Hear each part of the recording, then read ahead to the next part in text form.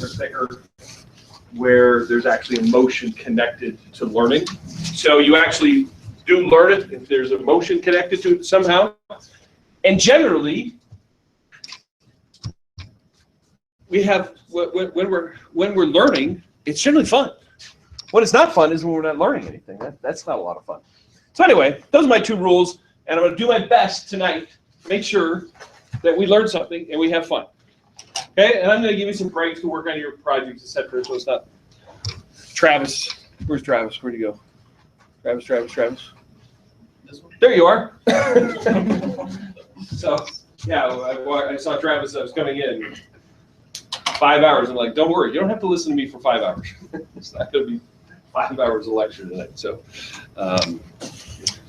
so anyway, where were we? We were giving Brad a hard time. Bishop research. Bishop research, yeah. So the next few months I'm going to be writing this. So if anybody has any questions, What's the topic? The topic is the experience of being a bishop. We have bishops in here. What's it like? What's it about? What are the challenges? What can you learn from having experienced it? So in 1990, when I was working at the CEO Institute at Emory, which is now Yale, I got interested in studying bishops. So it's kind of an interesting phenomenon. They're leaders of the church. And what can we learn? In August of 1991, I was at a national conference in Miami, and the conference went over Sunday. So one of my LDS friends said, "Hey, I rented a car.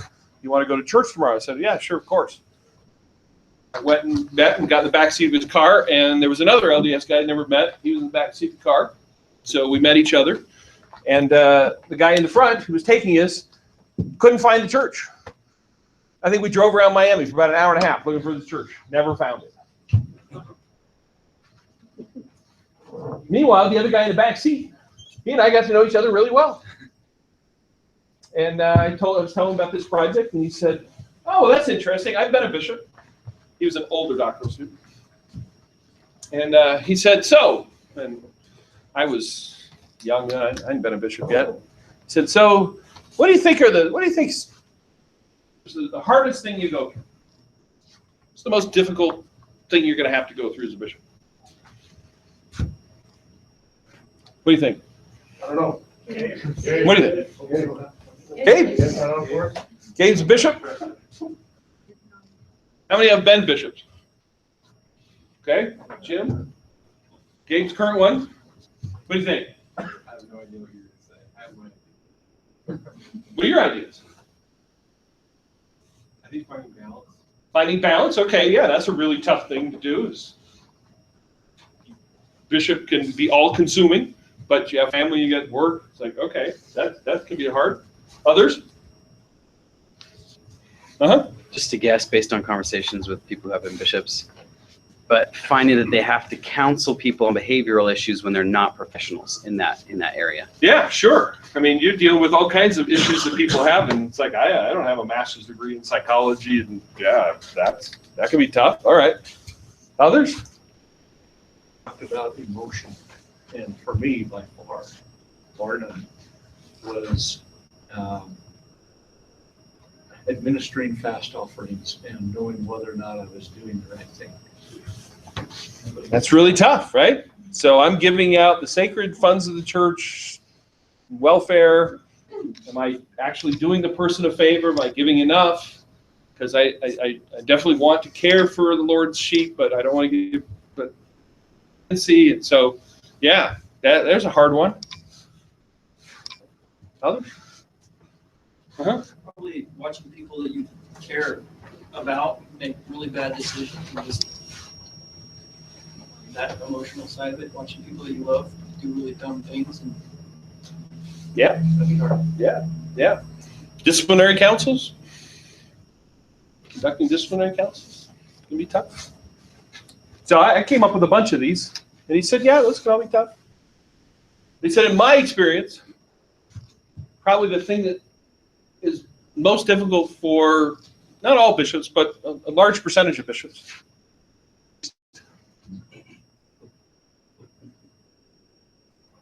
And I remember saying, what are you, crazy? It must be a glorious day. Be released. It's like, oh my gosh, it's 5, 7 years, whatever. Finally get my life back. And he said, yeah, for some, but for most, it's a whole thing to go through. And I said, so how do you know this? So I've been a bishop. Oh, okay. And so anyway, we teamed up. And we did a whole bunch of interviews. Kind of fun. So we've been talking about doing this for a long time. Actually, it was in late fall of 2001 that I was called to be a bishop. And it was kind of fun that I had 5 weeks to prepare. How much time did you get to prepare? 4 days. Gabe? You had 2 months. I've never heard of such a thing. Yeah. How did you have 2 months? I was out of town, and family was out of town for a month. So the state president had time, and then said, "You got 2 months." I was serving as a council. Wow. I thought I had good. I had 5 weeks. Normally you get 4 days, or most a week or two. But anyway, so I had 5 weeks because it was a new ward, and so I pulled out all my transcripts. I thought, I don't know if that could come back up of it. I should go ahead and see what kind of insights I can get before I get to start. And I found them to be really, really helpful. Got lots of really good insights. They're really helpful. So at some point, I should probably share these insights. Yes, Michael. Is this being written for general Yeah. usage? Yeah. Yep. General usage. Find this in Deseret book in the fall, I hope. just before Christmas? I have most of the, probably. I have most of the proposal written for Deseret book, so we'll see. If they accept it, we'll celebrate together. If not, you can all mourn with me. Why did it see the book? That's exactly right. That's exactly right. Okay. So tonight we're going to spend some time talking about leadership theory, just kind of general theories of leadership. We're going to spend some time talking about ethical leadership, which, in addition to, I think, being a really important dimension of leadership, is also one that I've spent a lot of time thinking about and working on. And you'll also have a significant amount of time to work on your projects. So questions before I start getting into my stuff? Yes, Dia. Could you get feedback to us somewhere that I didn't notice? Because I was looking in Learning Suite trying to find that for our proposals. I did notice. Give you feedback on Saturday. I did not give you feedback. I didn't tell us which Saturday. Extra points right there. I like Wendy. My apologies. It was interesting because there was something gnawing at me on Saturday. Now I know what it was. I actually had to spend most of my day dealing with a son-in-law who has significant depression, so it wasn't like I was playing my Saturday away, but sorry about that. So I will get you feedback this Saturday. Try to get it tonight, or tomorrow, start tomorrow. Saturday. Sorry about that. Yeah. Other questions? Hopefully not quite so damning. The 9th and the 16th, we swapped the dates. I don't think it swapped in Learning Suite. It hasn't swapped in Learning Suite? Okay. I'll make sure that happens. For those of you who maybe weren't here, we've swapped the two, the personal mission statements now going to be due on the 9th, and the reflective best exercise is due on the 16th. Okay, we flipped those in class last week. So, yep. I emailed you this question today, but this draft is for everybody regarding the reading. Yes. For those of us who have feeble minds, I'm going to challenge your feeble mind. is it okay to read? No, the answer is no. You'd like us to do this jump. Okay. Yeah. So there is a method to the madness. Okay. So someone else asked me this last week. It's like, can I just read the whole book and then go read the other whole book and then go read the whole other book? want you to get ideas from all three and be working them together. Okay? So it is harder. I recognize that. But that's the reason, because I actually want you to kind of get, sort of a certain, the research shows that that your learning is actually deeper if it's an iterative learning process. And so that's kind of what I'm trying to create. I'm trying to create an iterative learning process. What's iterative mean? Iterative essentially means it's a circular where you're doing it, and then you're kind of doing other stuff, and then you're hitting it again. You're doing other stuff, hitting it again, as opposed to just doing like all one reading at one time. Yes. So last week we talked a little bit about the fact that getting responses for the reflecting best self. I'm still having some struggles getting some of them. I've written about 10 and probably put out a lot of emails and got about 10 back. How many do you need to have? So the instructions say 15 to 20. So you get kind of feedback. So give it your best shot. Give it your best shot. Yep. Email, Doesn't matter how you get the word out. No. No. That's part of it, right? Trying to get other people to provide feedback. You have to have at least like 20 responses. Yeah, 15 to 20. Yeah. Yep. The lean on some people. Yeah, you might get more story. Somebody gives you a lot of feedback. Somebody else just gives you a little feedback. 15 to 20 stories or 15 to 20 responses from different people? Bruce, don't clarify. Just let it be. Let it lie. So you got 10 people, that's 30 I responses. retract your question.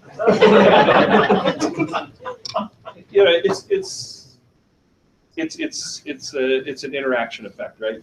I mean, if you had 5 or 6 people who gave you tons of stuff, that would probably be pretty good. If you got 25 people who just give you a little bit of stuff, Okay.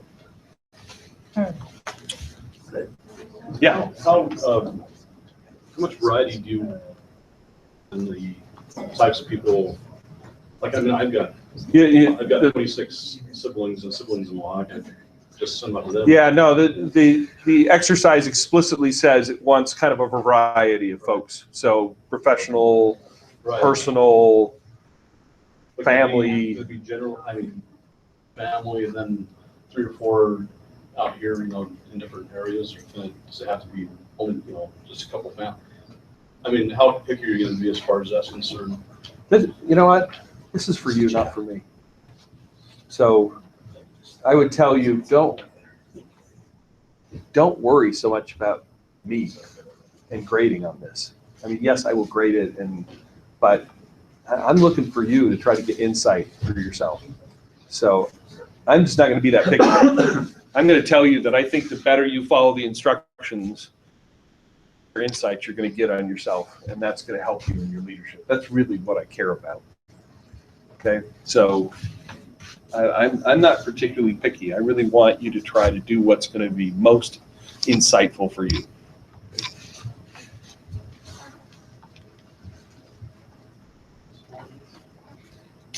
Others? Okay. Thoughts on Elder Oaks' discussion last week?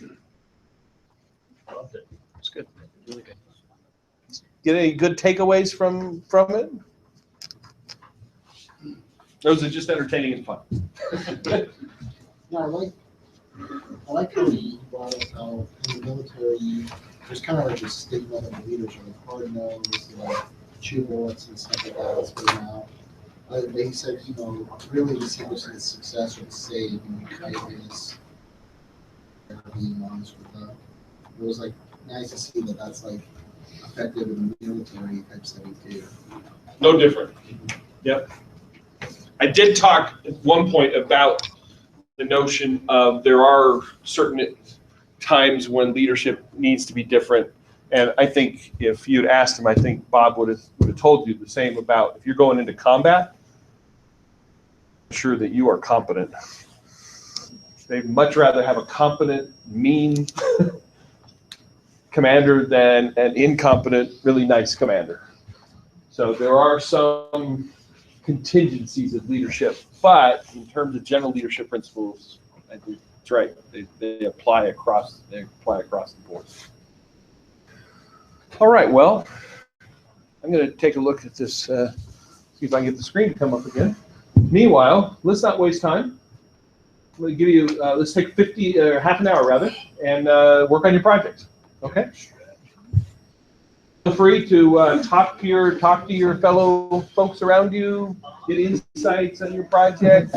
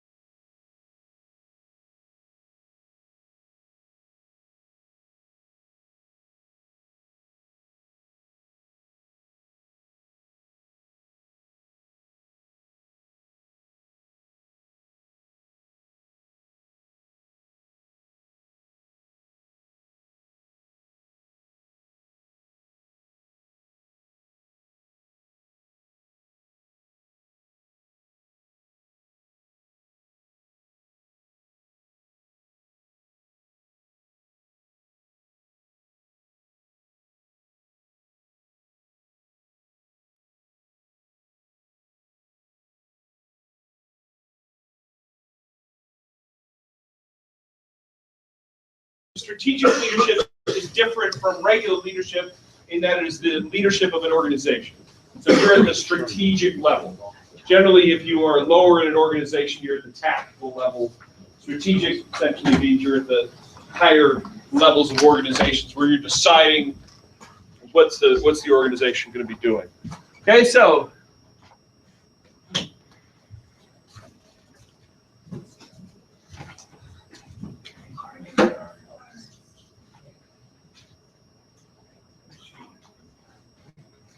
Put in the wrong, please. No, you won't.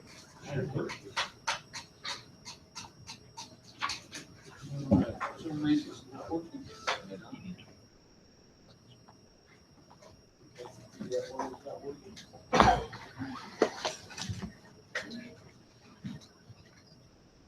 Here we go. Okay. Just needed a little encouragement. Okay, so this is reality. This is reality. This is the sad story, but it's reality. There are almost as many definitions of leadership as there are persons who have attempted to define the concept. Okay, so this is not something simple I can just say, here's what leadership is. Well, by the way, is the guy that Elder Oaks learned from at Ohio State. He was kind of the father of leadership at Ohio State.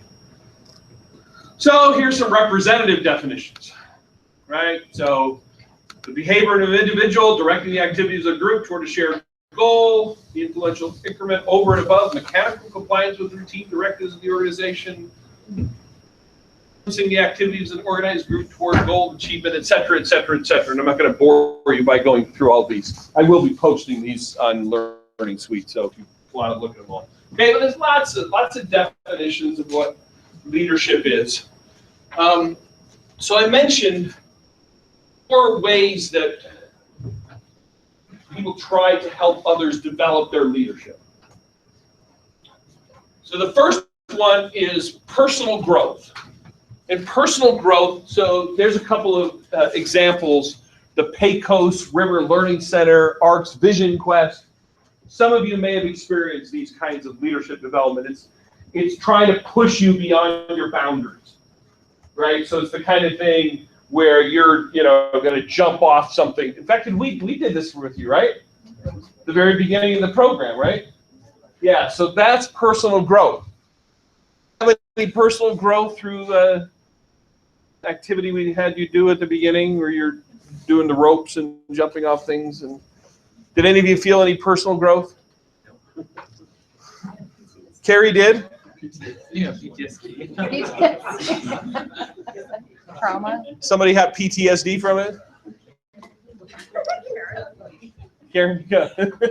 Oh, yeah. I did not know I was afraid of heights until they got me on top of that pole thing and there was no getting to. Yep. You figured out, I'm afraid of heights. Yeah. You jumped. I jumped though. Yeah. But you jumped. I was bold. You were bold, oh.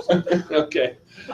Anyway, well, Carrie felt like she had some personal growth. Anyway, that's what that is. It's about trying to push people beyond the boundaries that they've developed for themselves to try the idea that, people can learn that they can do more than they thought they could.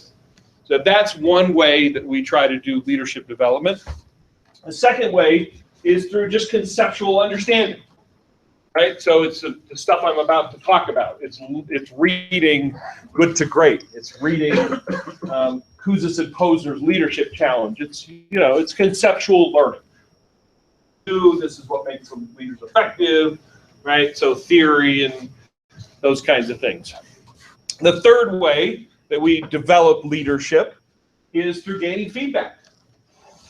So the major group that does that is the Center for Creative Leadership in North Carolina. My guess is many of you have done 360 analysis, where you've gotten feedback on your leadership, and that can be very insightful. When other people tell you, no, you do this stuff really well, this stuff maybe you don't do quite as well, here are some areas you might want to work on. And that we're doing some of this as well, right? Right? We're doing reflected best self. That's feedback. That's trying to help you understand your leadership and through seeing how others view you and gaining that kind of feedback. We also have skill building.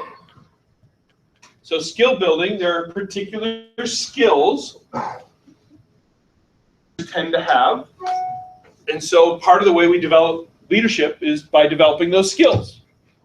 So we've already talked about one particular skill that a lot of leaders have, and that's the ability to give a visionary or persuasive, influential speech. So we looked in, we examined how Martin Luther King Jr. gave the I Have a Dream speech. We broke it down into its various elements. The idea is that's a skill. You can become better at public speaking. You can become better at being able to paint a vision of the future. You can get better at using the techniques that Martin Luther King Jr. did. What was the challenge I gave you? Remember? Use it in a talk. Use it in all your talk. Right? Bless the lives of your fellow LDS members by using some of these techniques in the talks you give. Okay? Who knows? Let's see. Nobody's in my ward, but at some point you may be in my ward, so you bless my life as well. Okay? So, in the conceptual understanding also is, I talked earlier about models. So, N. Eldon Tanner, Robert C. Oakes, that also comes under here, and the conceptual understanding is actual seeing models and saying, okay, I understand what that leader is doing. Okay, so if you ever are involved in leadership training, you could probably put it into one of these buckets. Or if you're interested, your organization has some budget for personal development, leadership development, you can think, oh, well, which one of these do I think would be most helpful to me? Do I need to kind of get outside myself?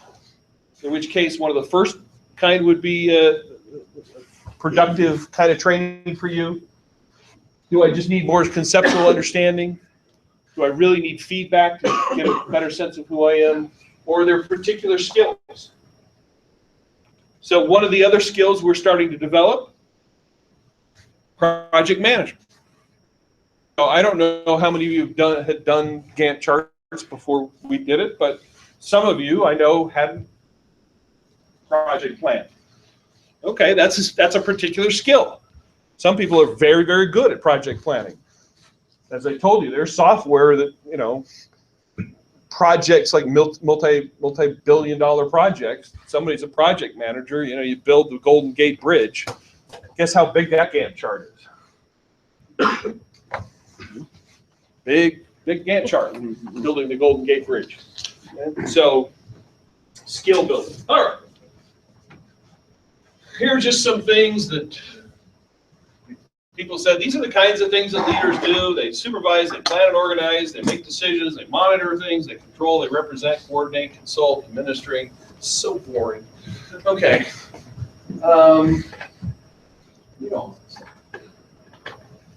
You may or may not know of the difference between management and leadership. So there's an article by Zalesnik in 1977 in the Harvard Business Review where he differentiated between management and leadership.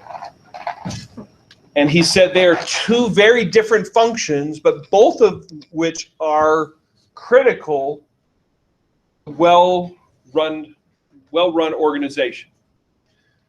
And it's kind of a yin and a yang, because in some sense they are actually in tension one with another. Leadership is about creating change. The environment of your organization is always changing, and if you don't change with that, you're going to die. So leadership is about helping people in the organization to see the changes in their environment and to get people in the organization to change in the changing environment. Meanwhile, management, on the other hand, is not about creating change. Rather, management is about creating stability. Because while organizations need change, they also need some level of stability. And so leadership is about creating that vision about where we're going to go so everybody in the organization has an understanding of what we're trying to produce together, i.e., let's make sure we're all rowing in the same direction. By the way, that's paddling, I meant rowing. Okay, make sure we're all rowing in the same direction, paddling in the same direction.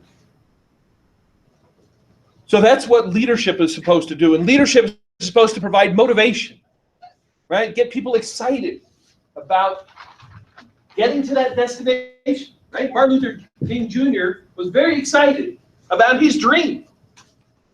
Passion. Of course you felt the passion. It's a rhetorical question. If you didn't feel the passion, you are beyond feeling. Right? So he wanted this day when little black boys, little white girls could hold hands together. And he had a passion for that and could paint that picture and wants us to get there. And that is your job as a leader. Paint that picture. In fact, we're going to talk about, here in just a second, we're going to talk about the notion of a complete or total vision that comes from Collins' first book. You have his second book. His second book is Good to Great. His first book is Built to Last. And in Built to Last, he talks about this notion of a total vision. And what the fourth element of a total vision is what he calls an envisioned future. He says your job as a leader is to be able to describe the future that you want to get to in such vivid description that people can not only see it, they can hear it, they can smell it, they can feel it. Think about when I'm trying to describe what would that future look like or be like. Literally try to use all the senses. What would it be like? And so that's the notion of that leadership and creating that vision. Meanwhile, you need managers who are keeping track of how much money we're spending. I.e., we've got a certain set of resources. If we use all those resources right now, we're never going to get to our intended vision because we've wasted all our resources. So you've got to have folks who are budgeting and folks who are organizing the resources and staffing appropriately, etc. Controls. You got to have controls in place, or things can get out of control without controls. Right? Okay, so really critical. Some degree of predictability and order, but you also need change. Again, there's this tension. You've got to have the change. You've got to have the motivation, but at the same time, where's my army man, right? So if you're fighting a battle, that we're going to destroy the enemy someplace, and you got a really excited commander, and outroll the infantry, outroll the tanks, and they're just zooming along, what's going to happen? Bingo, right?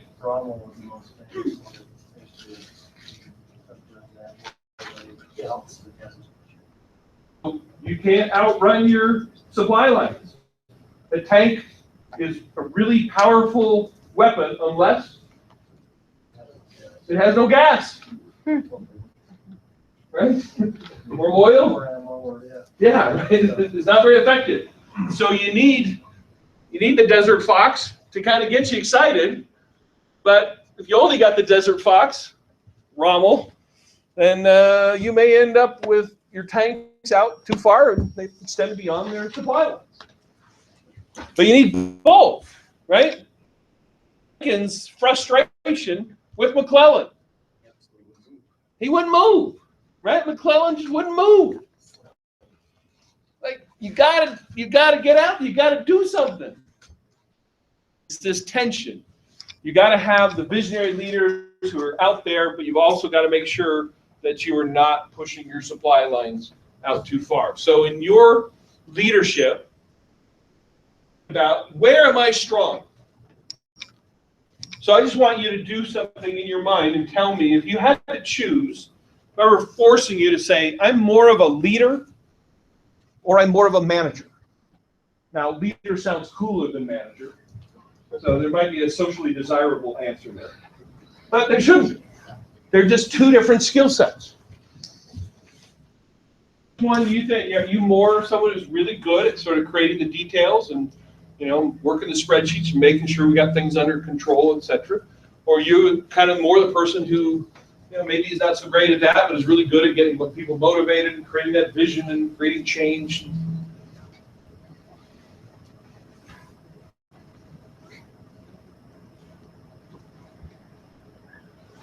Without asking which you are, how many of you can sort of put yourself a little bit more in one side or the other? Okay. So the majority, right? Majority of us tend to be more. Now that, you know, it's some people are over here and some people are over here and some people are, you know, there's a whole continuum. Some might be right in the middle. So how do you deal with that then if you're kind of over here? Will you never be, you know, a great leader? Can you never lead a great organization? Or if you're over here? Where was Moses on this?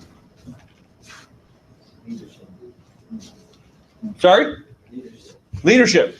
So leadership, Moses was a great speaker and he'd get everybody excited. And He was management side. The way it was in the movie. the way it was in the movie, yeah. How about the way it was in the scriptures? What does it tell us about Moses? Slow speech. He was slow of speech. Moses, he you know, He relied on Aaron. God called him to be a prophet. He's like, whoa, wait. I know what a prophet is. That's not me. I'm slow of speech. What did Heavenly Father say? Use Aaron. Use Aaron. Use your brother. You've got a brother who's really a good speaker. So my message to you is somebody else to work with you. Organizations have a really good team at the top where one person is really good at one, is really good at management, and the other person is really good at leadership. So at Coca-Cola, when they had their real heyday where they were just making money, their stock just went crazy. The CEO is Roberto Goizueta. And Roberto Goizueta was an incredibly visionary, dynamic, inspiring leader. But, you know, he couldn't spell Excel. He didn't know anything about really management, control, and all that kind of stuff. But he had a second who was world class. He had a chief operating officer who was phenomenal. And the two of them basically worked together for about 20 years and built Coca-Cola into this just juggernaut. So in thinking about, and that's part of the reason we're doing this reflected best self exercise, because the research shows you are better off focusing on your strengths than you are on your weaknesses. So if you're really good at one of those, you should spend a lot more time focusing on that than focus on trying to get good at the other one. And so those are the two areas of leadership and management. And as I said, they're two different functions, and every organization that runs well needs both functions to be filled. Now, transformational leadership is the kind of leadership where the organization really needs a change. So some organizations are doing just fine. They don't need a big change. But sometimes your organization is falling behind times, or competitors are beating you out, and you've got to really transform your organization. In those cases, here are the principles of transformational leadership. Understand, your organization may not need a transformation. But if it does, here's some principles of transformational leadership. Number one, you've got to articulate a clear vision. You have to explain how the vision can be attained. Because oftentimes when you're in a situation, when you're in an organization that needs to be transformed, guess what? Other people in the organization know it needs to be transformed as well. So there's generally a lack of confidence. So not only do you have to articulate a clear vision, but you have to explain and convince people that there's a way that the vision you've outlined can actually be attained. Which means you also have to act confident and optimistic. In that situation, people generally are not optimistic. You've got to express confidence in the followers. Interesting one. I didn't ask Elder Oaks about that, but he would tell you opportunities for early successes. Anytime you get into a new leadership position, you should look for opportunities for early successes. What General Oaks would do, he told me every time he changed duty stations, is he would go there in his skivvies. That's not the right word. What's the right word? What is it? Civvies. Yeah. I knew I was just a little off. He wouldn't go in his skivvies, not his underwear. He would go in his civvies, civilian clothes. Someone's gonna put that on Facebook or something. Or tweet that. Yeah, Brother Oaks went in his skivvies. He went in his civvies, and he would walk around, whatever, and he would look for things that were wrong that could be easily fixed. He'd look for the clock that wasn't working, or the fence that needed to be repaired. Things that after you've been there for a week or two, you don't notice anymore. And so the very first thing you do is you kind of go through and you just make a list. And the first day he started, things that need to be done. Now, I don't know at what point they got done faster. By the time he's a 4-star, my guess is they got done pretty quickly. But, even earlier in his career, he would get things done. And what does that send? What signal does that send to people who are in the organization? Things are happening. This guy means business, right? And people say, hey, the clock works. That clock hasn't worked for 5 years. The fences. Does anybody know which door on the Tanner building doesn't work? You know which door it is? South side. South side, which one? On the right, on the east. Okay, second one in. Second one in.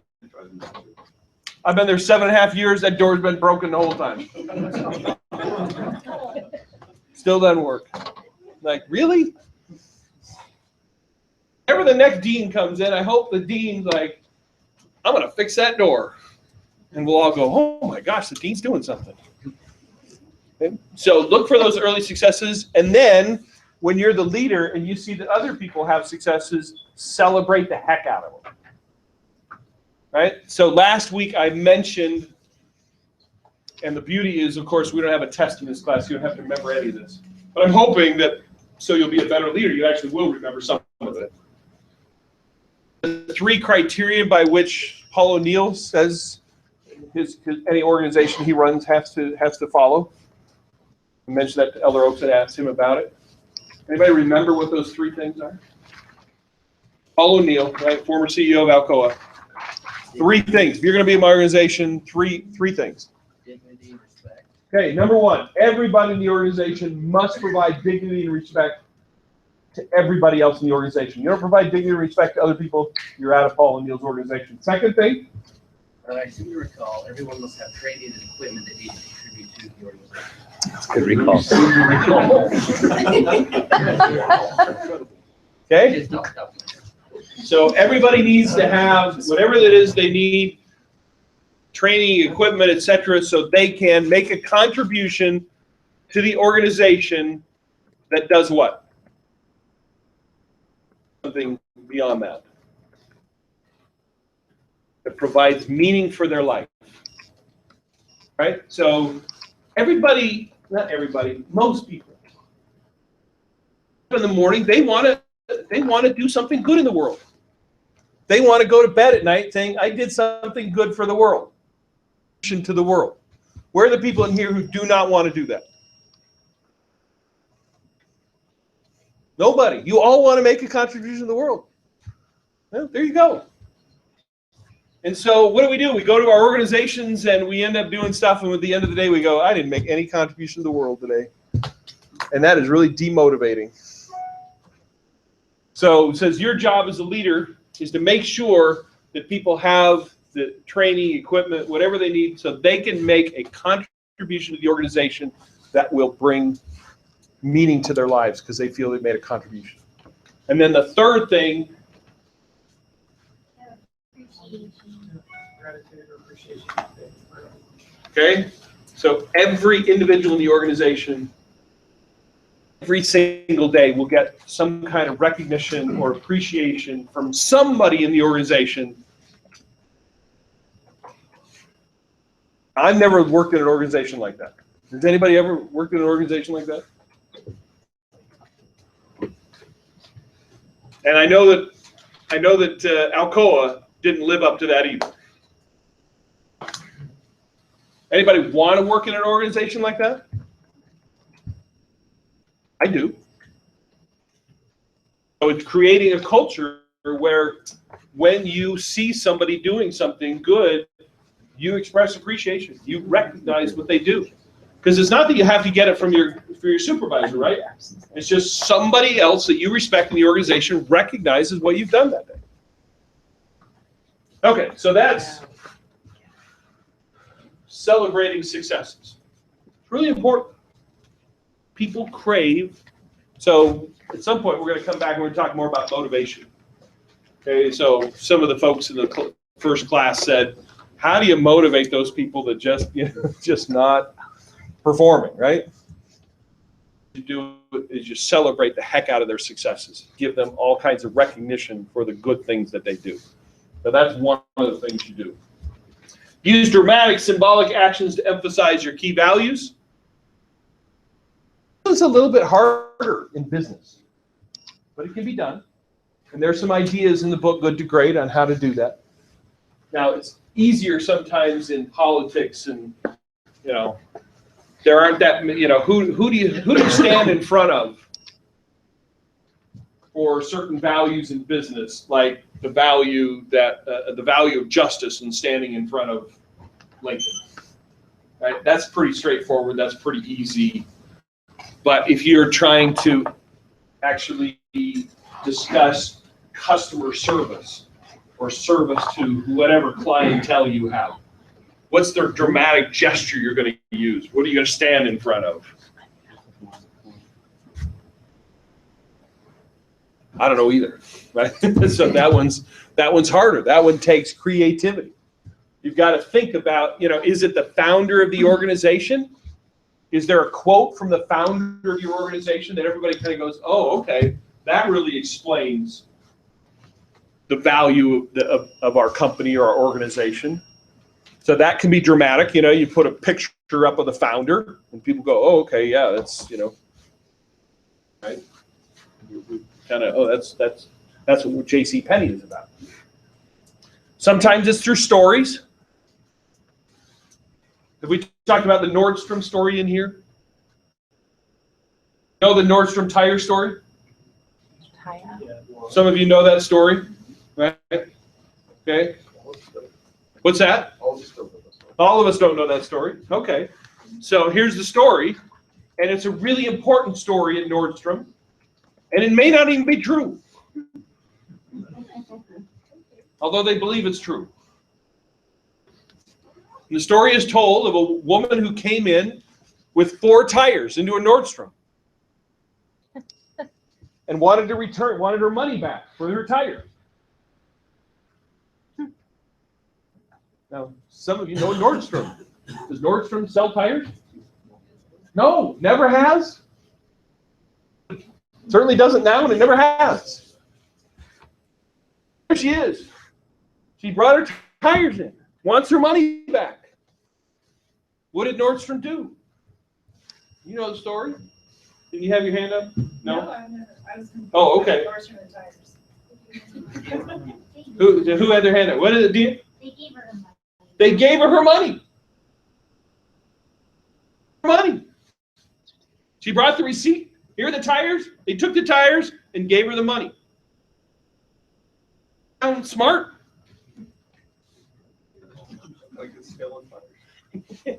Yeah, yeah. Somebody goes into Nordstrom and there's a set of 4 tires. Like, the heck? Nordstrom loves to tell that story. Why in the world would they love to tell that story? Seems like a really stupid thing to do. To illustrate how focused on the customer they are. Okay, so Nordstrom is all about customer service. Expensive? No, they are not inexpensive. Nordstrom is fairly expensive. So how do they get people to pay the amount of money they charge? Because you go in there, you're going to get phenomenal service. When you go to bring something back, that dress or those shoes or whatever that you just thought you liked but you don't, do you want a hassle at return? You don't want a hassle. You don't want that clerk going, well, they look like they've been used more than once or twice. You don't want that hassle. You want them to go, yes, ma'am. Here you go. Here's your money back. Thank you. Hope you'll find some better shoes. When you find another clerk to go help you find shoes, right? That's what you want. You don't want a hassle. What illustrates a lack of hassle more than giving somebody back their money for a product that clearly was not purchased at that store? And so Nordstrom is willing to take a hit on something like that to make sure that nobody does the kind of thing where a person's going to feel like they didn't get good customer service. So Nordstrom knows it's going to cost them. But they also know that in the long run, having that incredible reputation for service is going to serve them better. And overall, they're going to do better. So go into Nordstrom sometime and say to some clerk, you know the tire story? I'd be really surprised if they don't know the tire story. And they have lots of other stories too, but that's kind of the most infamous story. Okay, so dramatic, symbolic actions to symbolize your key values.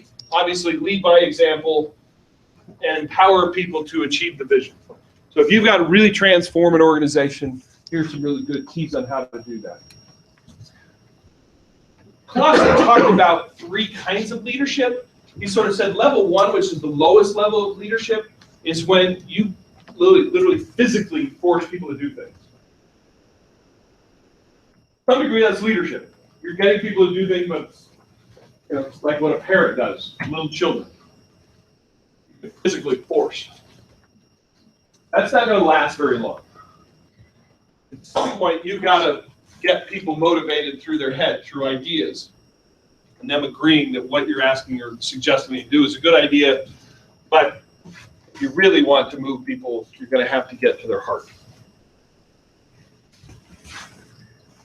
Now let's talk a little bit about moral foundation. You understand this, the notion of truth-telling, promise-keeping, fairness, respect for the individual. And I'll come back later, not today, but I'll come back later and tell you about some of my research on moral exemplars. So I've done research on people who other people see as role models and the kinds of characteristics that people describe for their role models. Yeah. So I was just going backwards to your last list. Sure. Or actually the list. One before that? That one and the one before. Work in an industry where they do these things when they change, but they always don't. They don't always use positive ways to emphasize these things. Okay. Is there like research done between doing these things positively as opposed to negatively? Like you said, you're trying to, so they make a dramatic symbolic action. So you doing it instead of like embarrassing somebody in front of a crowd or something along those lines. Yeah, in general, it's better to do a positive, but there are times where the negative is necessary and is effective. So have I told you the story about Paul O'Neill and his executive vice president? The story, it sort of illustrates the point. So, and actually it was something I was going to talk about tonight anyway. So it just comes a little early. So, I told you about how successful he was as the CEO of Alcoa. He later was the Treasury Secretary of the United States. An incredible leader. The Marriott School honored him last year as its International Executive of the Year. Just truly an amazing guy. Quite early in his time as the CEO. Well, first of all, you need to know this about Paul O'Neill. When he came in, some of the other things I'm talking about. When he came in, he said, what's that first thing that's so important? Dignity and respect. He said, we are a manufacturing organization. The best way we can show dignity and respect for our employees is by ensuring that they are safe. More important than when people come to work, they go home. They go home. And they go home without being injured. Off his time as CEO saying the number one value of Alcoa is safety. What kind of dramatic things did he do? Every single meeting he talked about safety. Didn't matter what the meeting was about. He started talking about safety. He mandated any meeting in the organization, which he defined as any time two people got together, the first thing they had to talk about was safety.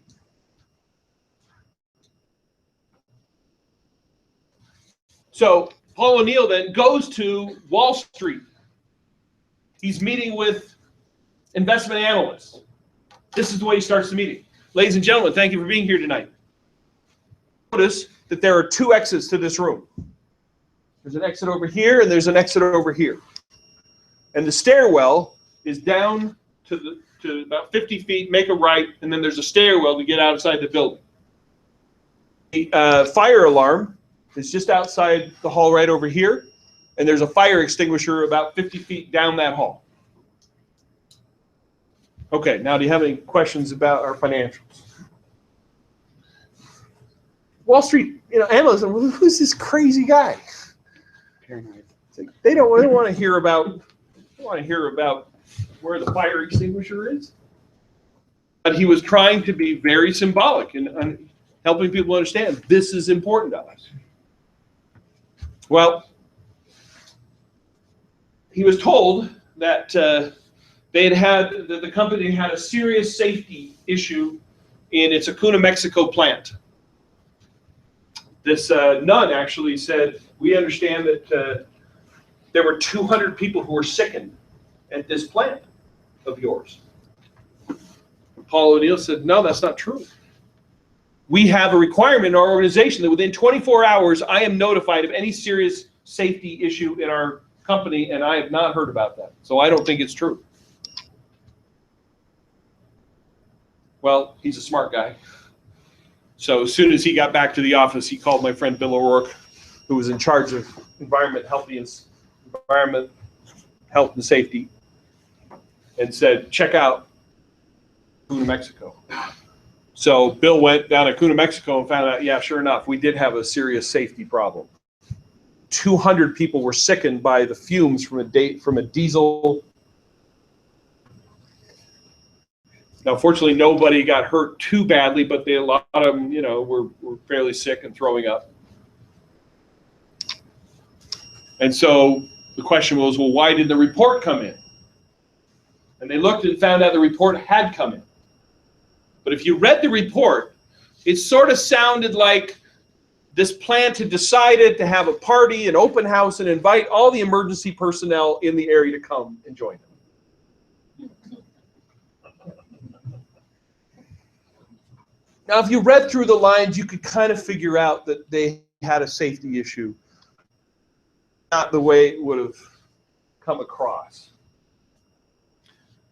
So, well, okay, it had to go through the executive vice president who was over that area, Bob Barton. Well, what do we know about Bob Barton? We know that Bob was the most successful executive in Alcoa. He had taken his division from 100 million to $1 billion in 3 years. That sound good? If you're not impressed, you're not in business. To take a business from 100 million to $1 billion in 3 years. Now, if you know business, you say, okay, well, that can be done. You spend a lot of money on marketing and sales, and so you actually don't have any profits. You just get a lot of growth. Well, Bob Barton had that amount of growth and kept the highest profit margins of anybody in the company. So not only did he get that huge growth, he kept that profit margin, the highest profit margin. So he's the most successful executive in the company, and he's been a good friend of Paul O'Neill's for years. What does he do? What does Paul do? At least talk to him. Certainly talks to him. What's the story here? What's going on? Then he fires him. Oh, that's right. He fires him in the Wall Street Journal. He writes an op-ed in the editorial page of the Wall Street Journal. And in that editorial, it starts by talking about what a wonderful guy Bob Barton is and what an amazing executive he's been. And then he says, but we have this issue. And he did not report it accurately. And people will know about this. Let him go. Our 80,000 employees will think that profitability is more important to me than safety. And I can't have that. So it saddens me greatly, but I have no choice. I have to let him go. And he fired him. Now, don't feel too bad for Bob Barton. He got a lot of money. I'm sure he's on a golf course somewhere living happily. But it was several years out. So, by the way, here's how I know about that. I was teaching the executive MBA class, and I said, if you want to create a particular culture in your organization, you got to have dramatic kinds of actions. Anybody know any dramatic actions? This was actually an ethics class. I said, any dramatic actions where, created an ethical culture? Man, I think this guy's arm was going to come out of the socket in the back row. Boom! Oh, yeah. I work for Alcoa. Everybody in our company knows this story. Our CEO fired one of the executive vice presidents in the Wall Street Journal. He said, everybody in our organization knows how serious Paul O'Neill takes safety. That was purely coincidental, but a few years after that, I just happened to be in Paul O'Neill's office talking to him when his secretary came in and said, Mr. O'Neill, the quarterly OSHA data just came in. We beat DuPont. So DuPont had been the safest company for decades. There's a whole story there. They had had a plant blow up in the 1880s, and the CEO built his house right next to the new plant with his wife and kids. Figured that would convince the employees to come back to the plant if his house was right next to the plant. So they had this huge, great safety culture, but Alcoa had finally beaten it to become the safest company in the world. But it took dramatic action. Now, that's a negative thing, right? Firing somebody in the Wall Street Journal. So sometimes negative things can work. In general, the positive work better, but sometimes you need some of each. Okay? All right, it's about 5 more minutes, and then we'll take our break.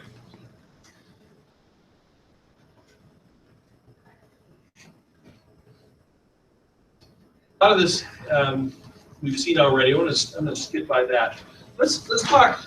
A lot of times, leadership, as I mentioned, is about creating change. A lot of people in leadership say that is the most important aspect of leadership, is the ability to create change. That organizations have a lot of inertia in them, and it's very, very hard to get change in an organization. In fact, there are 3 different kinds of inertia in organizations. The first kind of inertia is called cognitive inertia. Cognitive inertia, and the thing about leaders is leaders can overcome all 3 types of inertia. So the first type of inertia is cognitive inertia. Cognitive inertia is not having the ability to think outside the box. Right? This is the way it's always been done. These are the only ways it can be done. So one of the things a leader can do is actually create ideas that allow people to think in new and different ways to get outside the box. Cognitive inertia is very strong, and it keeps us from being able to change. So that's the first type of inertia that is difficult to overcome. The second type of inertia is what we call motivational inertia. Anytime there's change, Angela, there's danger, isn't there? Because that change may not end up being good for me. We're going to restructure our division. Does that mean I'm going to get restructured out? Right? So anytime we're creating change, we're making what used to be a stable environment now a little risky. So people are going to resist that change because they're not sure what it's going to mean for them. To make the change because they're afraid of what it's going to mean for them. So one of the things a leader has to be able to do is has to be able to help people to understand that if they do certain things or act in certain ways, it's going to be to their benefit. And once again, that is the ability to create specifics of a vision and how we get there and what your role is going to be, and it can be good for you. That's not easy to do. But one of the things a leader has to do is be able to overcome that inertia because people are afraid of change. They're not motivated to make change because it's scary for them. And then the third type of inertia is structural inertia. Structural inertia is also a very hard thing to overcome. So structural inertia are things like buildings. So I look at this room and I say, we need improvement. How could this room be improved? Lighting. Okay, so maybe the lighting is not so great. How else could this room be improved?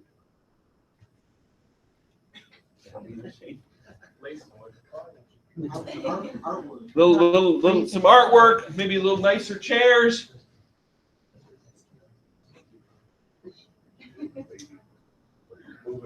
You guys haven't been in I've been in a lot of universities in a lot of classrooms. This is a top-notch university with a top-notch classroom.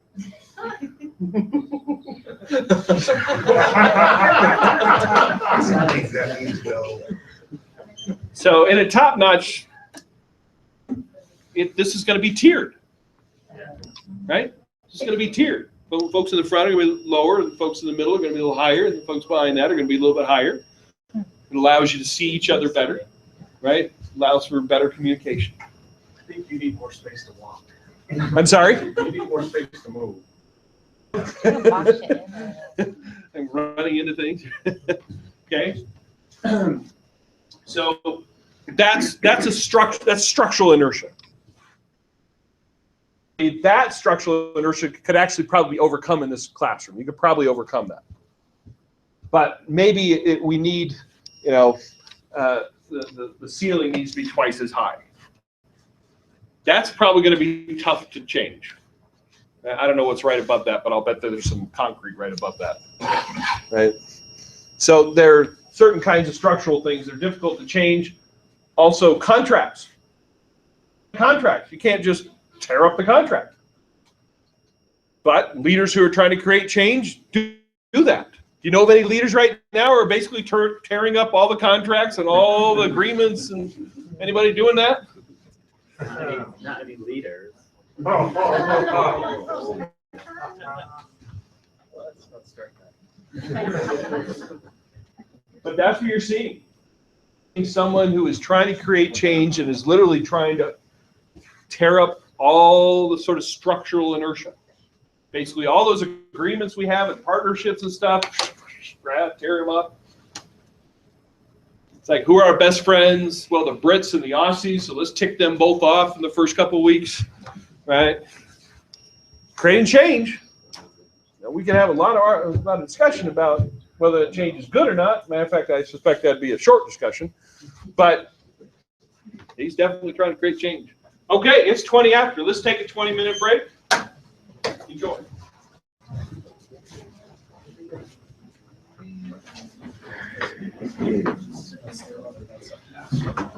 The microwave. Oh.